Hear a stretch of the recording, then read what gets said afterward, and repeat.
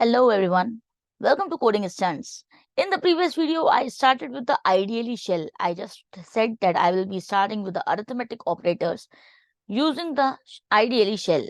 So let's start. And in the Python programming, when you want to work with the comments, like comments are the non-executable codes.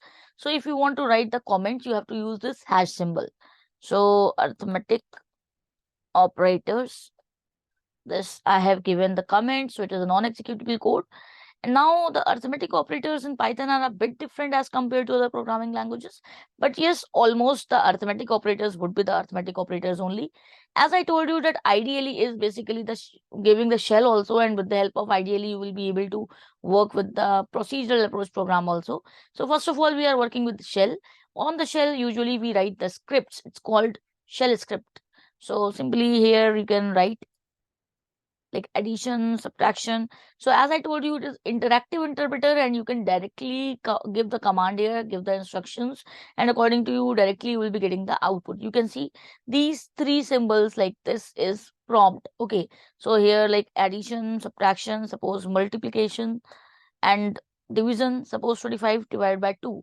So according to you, what would be the output of it? Tell me in the comment section below. Here you can see the output is 12.5. In other programming languages like C, C++, Java, usually we get here the integer division when we use this division symbol. But in the case of Python, it gives us floating division. Here, if I want to take integer division, I want to get integer division, so we just have to take double slash here. So it will be giving us integer division, like 25 double slash 2, so it is giving us integer division.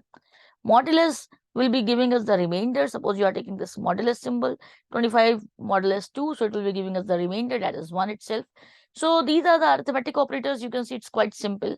And if you want to get the power, you want to work with power, so you just have to take double asterisk here, 2 double asterisk 3, so 2 to the power 3, that means it will be 8. Whatever number you want to take, you can just take, and 23 and the power is 5. So whatever range you want to handle, you can easily handle here. It's quite simple to work with the ideally shell, you can see, and you can save it also. Just go to the save option. Control S is the like simply the key, shortcut key, just like you have it in Notepad. So you can just press Control S, or in the file menu you have the save option.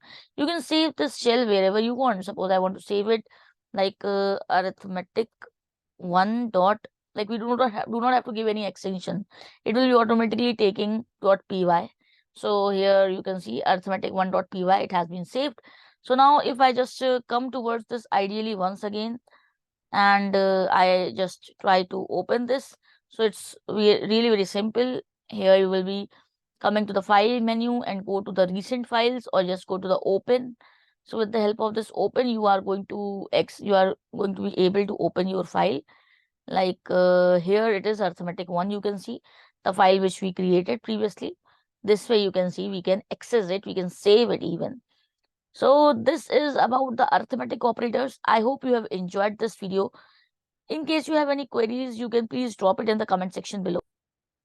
And in case you are new to coding stunts, do not forget to subscribe and press the notification bell so you will receive the notifications of my latest uploads. In the next video, I will be discussing the online IDEs. That means that in case you do not have your laptop, or you are willing to access your code from anywhere, so how you can do it. It is really very easy and interesting. So in the next video, I will be talking about it, how and from where you can access the online IDEs, the integrated development environment, which you don't have to install anything, you just can work online. So see you in the next video. Take care and do not forget to subscribe for more such informative videos. Thank you.